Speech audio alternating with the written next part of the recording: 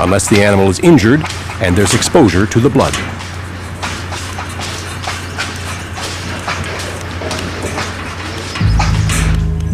The most aggressive female chimp at the sanctuary was Petra, who grabbed Gloria every chance she got. One morning, Gloria was shocked to discover Petra had gotten out of her cage because of a faulty welding job. In the lab, she would have been tranquilized immediately, but for Gloria, that wasn't even a consideration. And I just got out of the way and I let Petra come out and do what she had to do, not knowing if she was going to attack me or what was going to happen. I was just really frightened.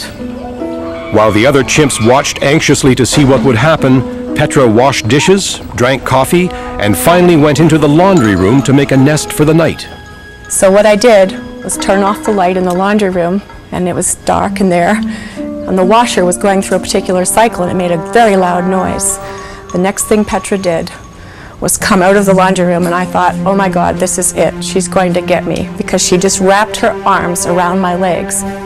And so I started to squat down really slowly, and the next thing you knew, she was laying across my lap like a little baby. She was just a little girl who was really frightened, and now she had someone to hug after her scary moment, and it was the most wonderful moment. She just lay there in my arms, and that's how we stayed for quite a while.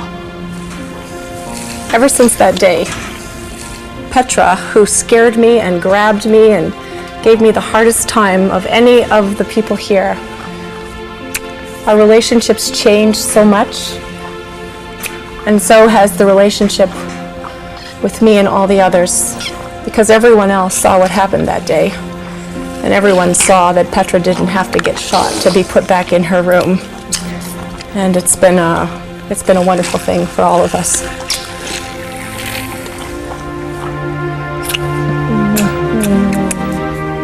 Mommy's Betty. She's my little girl. She is. Oh, she's sleepy. She's very sleepy. Once the angry loner, Petra had now formed friendships and alliances with other chimps whom she could turn to for comfort in times of need. This was indeed a great breakthrough for Petra and a very important milestone for Gloria.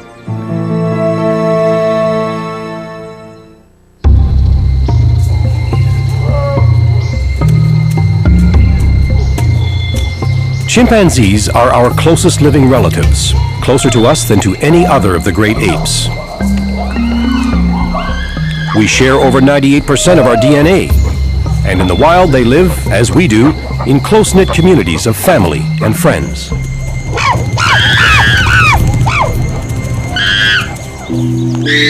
Even today, though a great deal of their habitat has been destroyed, their lives are rich and varied, especially for the youngsters. So why wouldn't Africa be the ideal place to retire chimps once they were out of the lab? Number one reason is, first of all, the fact that some of them are HIV positive. Clearly they would not be welcome back in their own country. Number two is most of them weren't born in Africa and wouldn't have a clue on how to survive there. Can Chancey do it without hitting Mummy? If I hold it there like that, that's my girl. What a good girl. In the wild, chimps work together. They stay together, they live together. They're taught everything they know by their mothers, their uncles, their aunts, brothers, older brothers and older sisters. The chimps that are living with us haven't been taught anything. Certainly nothing that would help them in the wilds of Africa. But even the unnatural lives Gloria's chimps have lived left them with some happy memories. Dinner choice. We'd ordered spaghetti for lunch. The humans did. The chimps had already had their fruit and veggie lunch, and Billy was really anxious about something. He had his arm out of his door, and he was like, come on, you know. Do you? What is it? Do you want this? And he's, you know, it's just very clear he's saying, yes! So we offered him the pasta, and he just screamed when we started walking towards him. You want this? Is this what you want? Is that what you want? Oh, be careful. Oh, it's very hot, though. He was shaking. He was eating his pasta. He was It was as though, he hadn't had it in 14 years. It was such a happy moment for him, giving him something from his past. Look at how smart you are. My goodness, that's how they do it. Imagine you're one of your favorite dishes and you don't. Who would think you should serve chimpanzees pasta?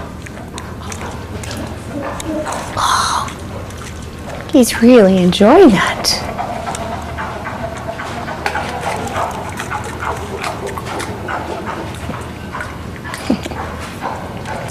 So good. Not long after the chimps arrived, Gloria heard from Jane Goodall, who wanted to visit. I heard that this amazing couple was going to try and put the money together and make a place for some of them. So as soon as that happened, I was invited to come and see the place. I was so scared, and I felt so embarrassed to be showing her where I was making the chimps live. Because after they were here for the first while, I realized, oh my God, this is just a jail. What was I thinking? There I am with the keys, there they are rattling the locks every night. It's like, oh my God, I've given you so much in here, all great food, and you still want to leave. That was really hard. And so I felt really uncomfortable. I thought, she shouldn't see this place. Poor Petty. And she was delighted. She was crying. She was so happy to see her old friends. I'd seen some of these guys in their 5 foot by 5 foot cages, and it was so amazing to see them free. They could display, Billy could display across the room, and it was just, it was really very moving.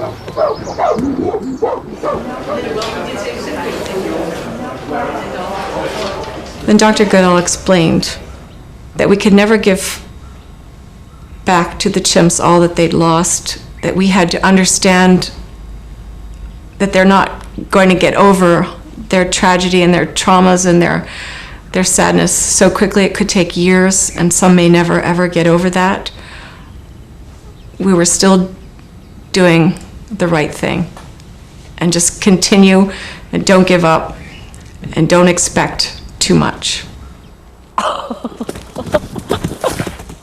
With Jane Goodall's guidance and inspiration, Gloria eventually bonded with most of the chimps and finally broke through the communication barrier. I'm gonna get you. I'm gonna get you. Wait till I get you. The chimps are difficult to understand sometimes. It takes you a while to figure them out. And you probably really never completely figure anyone out, but you start to look at different things. Because they don't speak our language, clearly we're two separate tribes. We speak this English language and they speak their chimp language, but we can communicate. And when you just kind of stop and watch and imagine that you were in another country and you couldn't understand the words the people were saying, you'd eventually figure something out. That little face.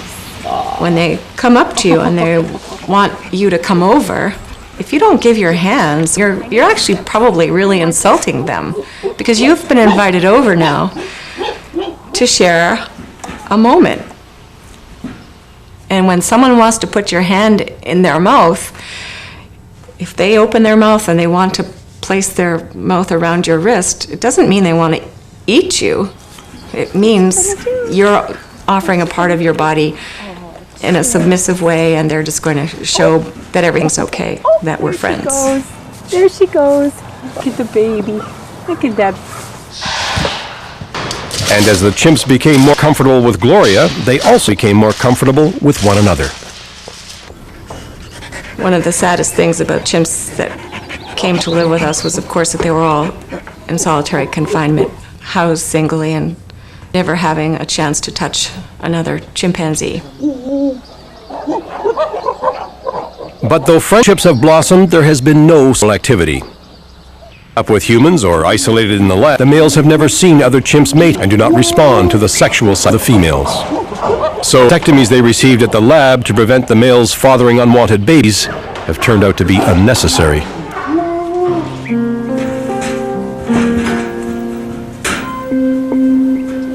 As for Jeannie, she showed little signs of improvement.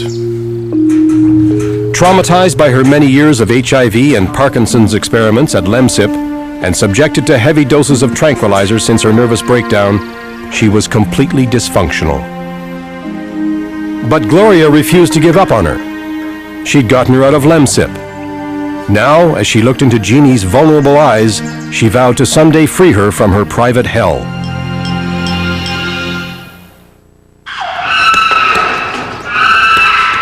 During a fight with another male, Tommy was severely bitten on the foot.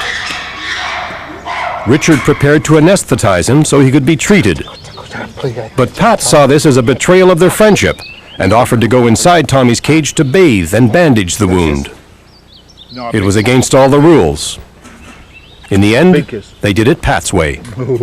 The first time I went in the cage with him, I asked Tommy, I said, "Tommy, can you go get a chair?" And he went over and got one of the little chairs. I said, "Get me a chair." He kind of went over and got another chair, and I said, "Now you sit in the chair."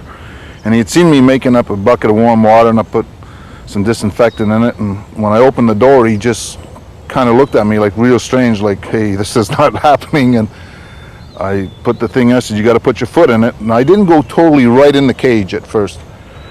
And he put his foot in it, and I gave him a cup of tea, and I had a cup of tea with him, and we sat there, and it was just amazing.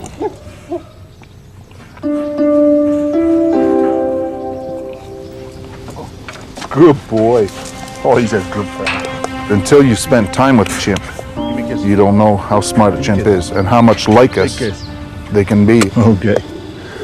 They call him my brother, and I'm proud to say it. You know, they fool and joke and call him Pat and me Tom, and I don't mind that at all. I think it's great. Tommy would be like losing a family member. He's very, very close to me, and I'm very close to him. Chimps are messy, and when it comes to cleaning up, that's Gloria's job too.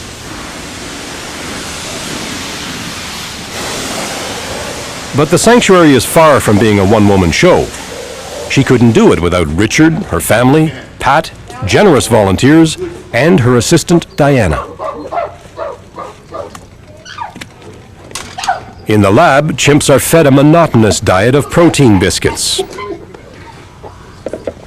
Here, it's a principle that food should be varied and exciting, and mealtimes turned into social events. It's one of the many ways in which the lives of the chimps are enriched, so there's always something to interest them. And here, we'll clean your hand. Show me your boo-boo. Show me your poor hand. Oh, there it is. Mealtimes also offer an opportunity to reinforce the trust the chimps have developed since they came here. Paper towels. Here, show me your hand. Show me what happened. That's the wrong hand, but let's see. Maybe there's something on there that I didn't see before. No, that one looks pretty Everything good. that ever happened to them was horrible. Everyone that they trusted betrayed them. You know, it was a lot of trickery in the laboratory. It was your best friend often that was sticking you with a needle or trying to put medication in your drink and, you know, giving you a candy in one hand and a needle was in the other hand. And now they've realized that they can take something from my hand and there's no surprise in the other hand. Is that good? And Where's this hand? it took a while for that to happen, but that's a wonderful thing, that they are able You're showing me to before. move on like that. Oh, that's her elbow. Let's clean this hand. Let's clean it. Give me your hand, Petra, and I'll get you a brush and your medicine, and we'll put some stuff on it. Aw. Show Mommy your hand. That's the one I need to see. Oh, poor little girl. You want to do it? You're going to do it? You do it. You do your hand. You wash your hand. Oh, no, you're going up to do it. She'll be back. The older individuals that are living with us, Billy Joe, Sue Ellen, Pepper, Donna Ray, Pablo, Yoko, Tom, and Jeannie are infected individuals. Because of the tremendous amount of work that's been done on their bodies, they aren't expected to live the normal life. Poor Yoki. Yoko's already had a few problems with his liver. This is the way it goes. For sure. You know, they're leased bodies, and there's not much you can do about what you've got left to work with. So, pets theory is let them live out the rest of their life eating and drinking what they want.